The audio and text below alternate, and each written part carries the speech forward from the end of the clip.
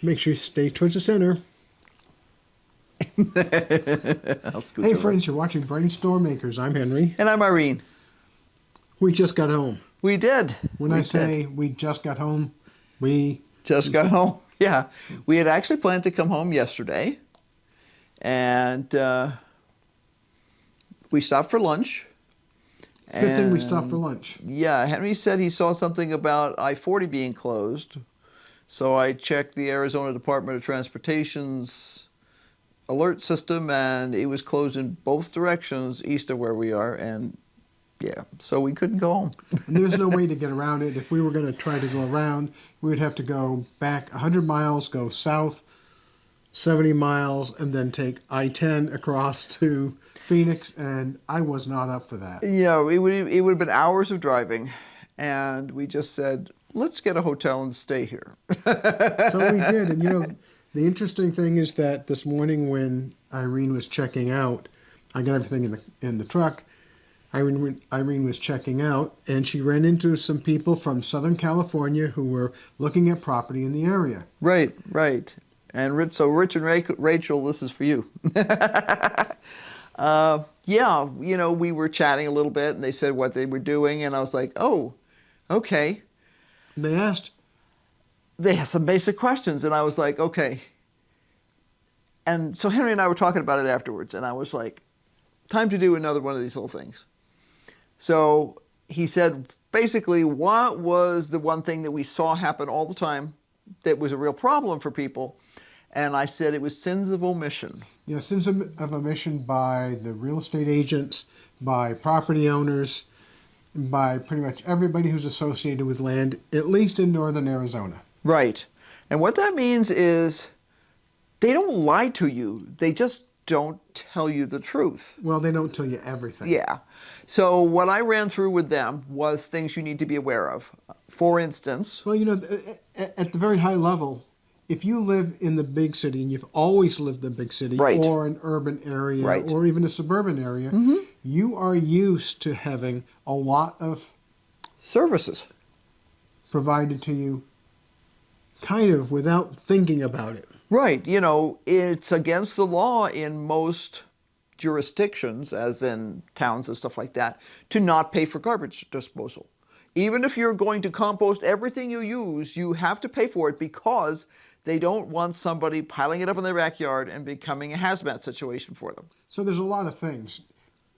You look at police and water and gas and electric and road service and road maintenance and access to medical facilities. How far is it to stores and shops and other things that you need for normal everyday living? Right. And what I said was one of the things they need to check about when they're... One of the things that they need to check... Goes in height, Jack. ...about when they are looking at a piece of property is find out who maintains that road. We had never lived anywhere in the United States, and we've lived a lot of different places, where someone was not responsible for the road. Well, definitely for county road. The road that goes to our property... That's your driveway. Well, that is a county road. And there are signs posted, or were signs posted on it that said, permanent, not regularly maintained road. Those signs have mostly disappeared. Not regularly maintained. That means sometimes it's maintained, and sometimes that's okay. Right. But the reality is the county never maintains it, or they say that they have no legal obligation to maintain it. So a lot of places will have something in place. Some places it's an HOA. There are no HOAs out here at all. You need to just be aware. You need to find out who does it. Is the road resurfaced? Is it, if it's dirt or gravel, do they re-gravel it once in a while? Do they just fix the potholes, or is that your job? Do they plow it if you get 1.5 feet of snow, or do you have to wait until it melts? Do you have a neighbor who, out of the goodness of their heart, does this, and maybe you need to pass them a $20 bill for fuel every once in a while? you need to be certain that you understand exactly what you are responsible for and what the other guys are responsible for. You know, one of the things that you don't really think about with roads, apart from whether it's asphalt or concrete or gravel, is will a road service company come to your location if you have a problem? So, for example, here in Arizona, all of Arizona, AAA does not go off the pavement. So if you have a problem, it's up to you. Right. There are tow companies that will go into mud and everywhere else, and they're called extreme tow companies, and they have extreme prices to go with their tow company names. But it was interesting because we were chatting, and it was bringing to mind all the different things that we wish we had known. Like today when we came in, we had rain yesterday, and that pretty heavy rain, and then rain this morning. Right. It We was were able squishy. to, we were able to drive the big truck in Yeah. okay because The roadbed was solid. So we got in. Yeah. But you know, it's not always fun. No. It's not always easy. Well, and we've had moments when we were coming back from an event where, well, the time we came back from the event in March, and we had like a foot of snow, and we managed to run the truck far enough up the driveway to get it off the road, and then it was buried, and we left it. We just locked it up and walked back up to the house because we were close enough to do that at that point. Contingency plans, understanding how far out you are really. In other words, the old timers out here will tell you that if your refrigerator or freezer or stove or anything else died in the old days or had any kind of problems, you put it in the back of your pickup truck and drove it in for service. When we had a brand new stove, I mean, we're talking high-end stuff here. We're not talking about some piece of junk from a junk shop. Brand new, under warranty, and it started having problems. They said, oh, we'll cover it under warranty.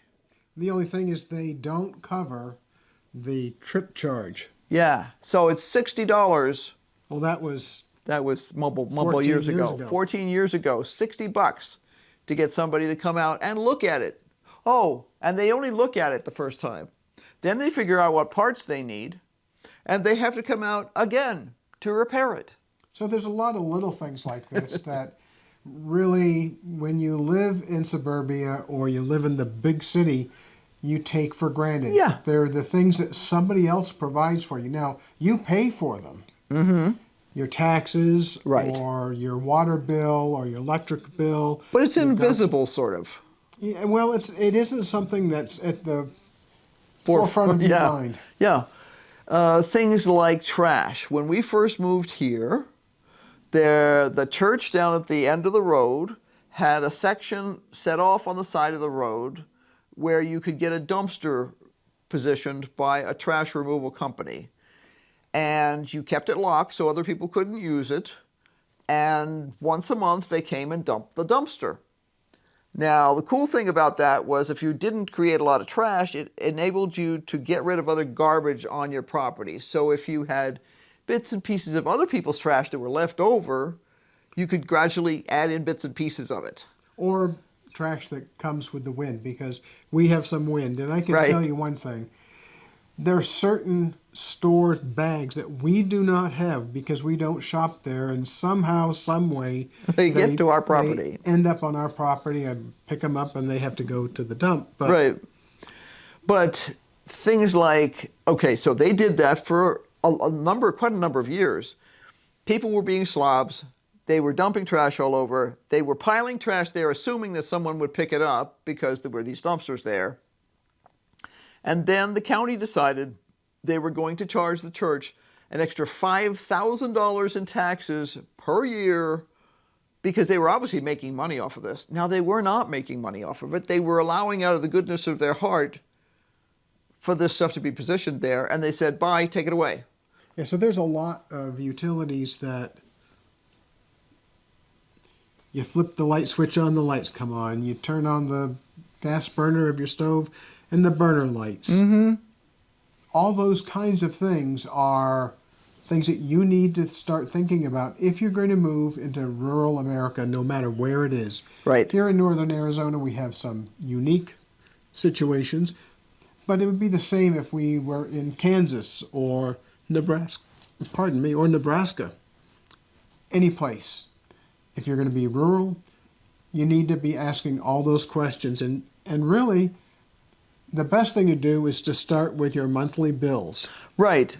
For instance, when we were out here, I remember chatting with our son when he was living in Albuquerque at the time. They used about 5,000 gallons a month. That's 3 loads of water here on our ranch per month, right, at $130 a load. Right, because the price has gone up, because the price of fuel has gone up, and the price of everything else has gone up. Maintenance on the trucks, everything. So do you want to spend that much in water? That's something that you can prepare for physically. You can learn to wet your toothbrush, turn off the water, brush your teeth, then get a cup of water or something like that, so you're not running the water all the time. So it takes discipline. A lot of things really are discipline that we're talking about. But at the end of it all, the more rural you live, the more it's going to be on you to have all the services that you need.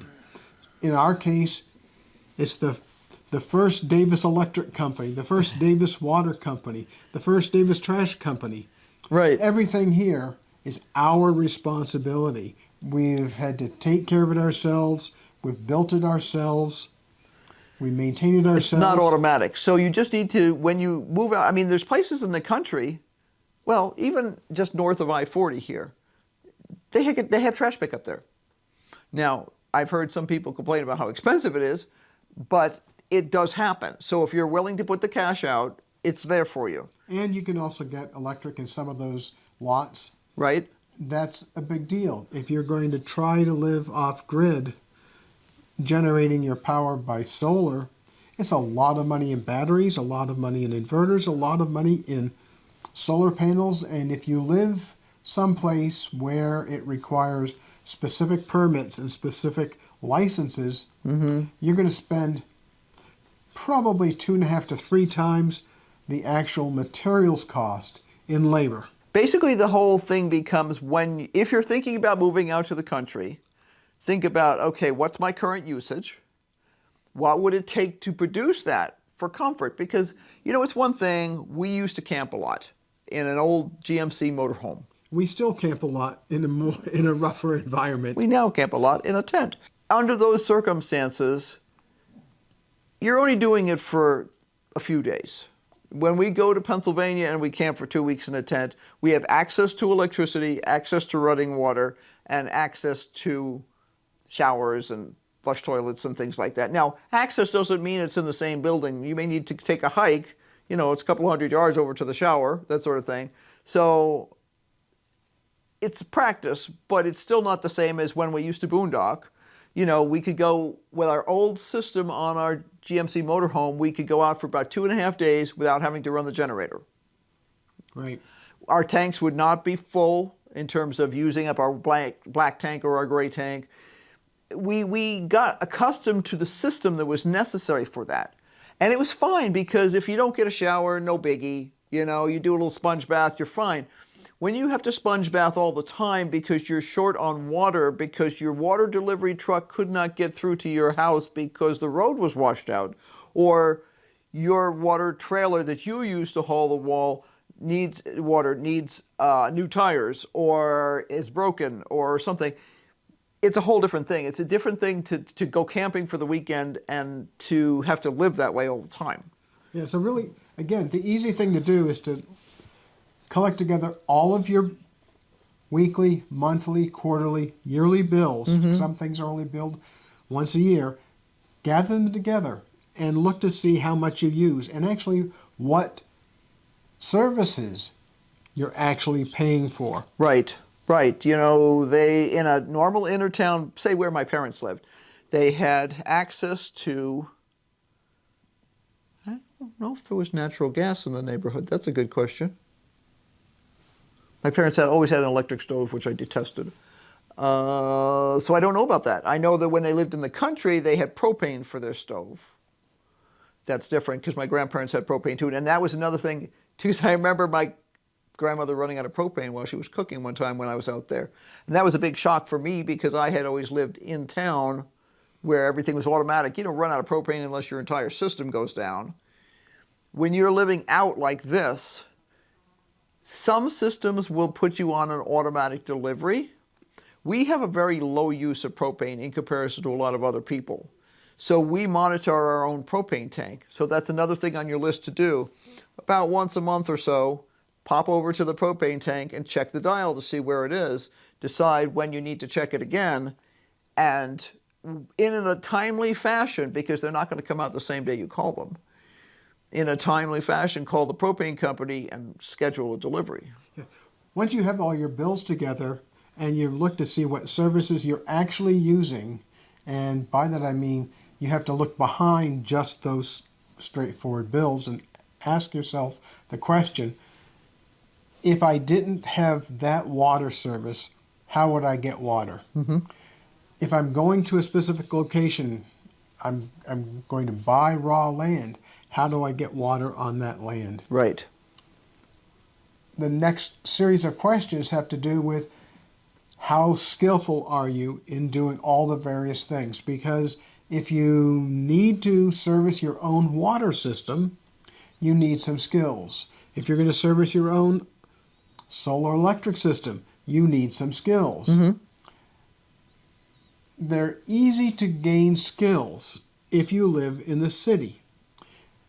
There's community colleges, there's trade schools, all manner of things that you can go and learn on a regular basis. So if you're thinking about moving out, gather those skills up now, but do it based on those services that you know you will need when you get wherever you end up.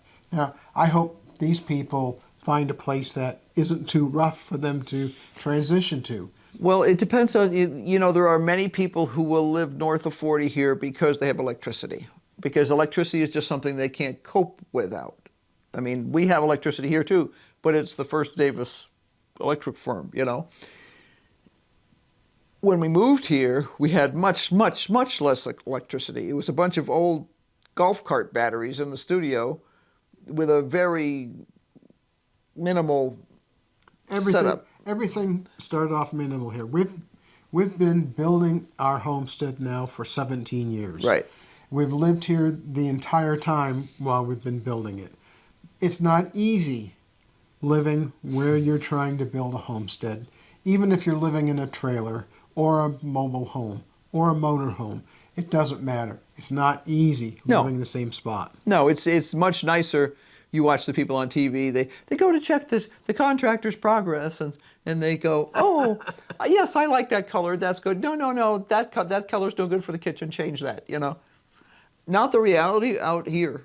Generally speaking, you do most of it yourself. It's not the reality a lot of places, because the further out you live from a large population center, the less likely it is you're going to have people who are willing to come out to your place and do things for you when they say they're going to do it. Because I can't tell you the number of times that we've had a no-show on something. Finding helpers in a rural environment was something that in the old days was a common thing. There was always somebody's kid or somebody else's helper who wanted a little extra money, who was willing to work it. That is not always the case now. I know many people out here who have been willing to waive money, and real money, not $1 an hour type crap, but real money, and no one will work. So, I guess it all comes down to you have to do a really rigorous self-assessment of what you currently use, what you would use in the future, and don't be lulled into a sense of, oh, I won't need that when I get out to this other place. Because if you like having some amenity, whether it's air conditioning, heating, a fan, lights, do you like to read at night? Do you want to watch TV? One of the guys that I met down at Harbor Freight, he and his wife were running the generators to death because she has a CPAP machine and she likes to sit on the sofa all day and watch TV. Okay, that means they have to run, and they don't have batteries. So that means they have to run the generator 24/7. So you just need to assess what you want to do. What you're willing to do and what you're willing to do And without. what you're capable of doing. And you know, it sounds fine to say, I'm doing without this. And that may be okay. It's kind of like when we camp. You can do without almost anything for a few days. It's a little uncomfortable. It's a, you know, we use a wet wipe instead of a shower. You don't want to live that way. You know, everybody lives that way when there's an emergency. We've lost water systems here for different reasons before because a pump died or we had to go get new parts or something like that. That's all temporary, and you know it's temporary, and that lets you get through anything. So be sure to like, subscribe, and hit that notification bell because obviously we're going to be doing lots more. We're going to be telling you all the things we've done while we were gone and some of the things we're planning to do in the next week or two here. I need to do a review of the garden and greenhouse. Oh, I have a bunch of things to plant. I have more projects to get done. Yeah. Some for the greenhouse, some for future camping events, some for here in the house itself. Right, me too. And I've got a whole stack of, because I know it's not Christmas yet, but if you're a craftsperson who's making things, it's Christmas. So, so we have to get going on that. I have to place an order with a couple of my suppliers on Monday, and get to that too because I'm already out of stuff from the last event that I went to, so I need to be ready. So until next time, bye. Bye. Keep brainstorming. Yeah, obviously we have to.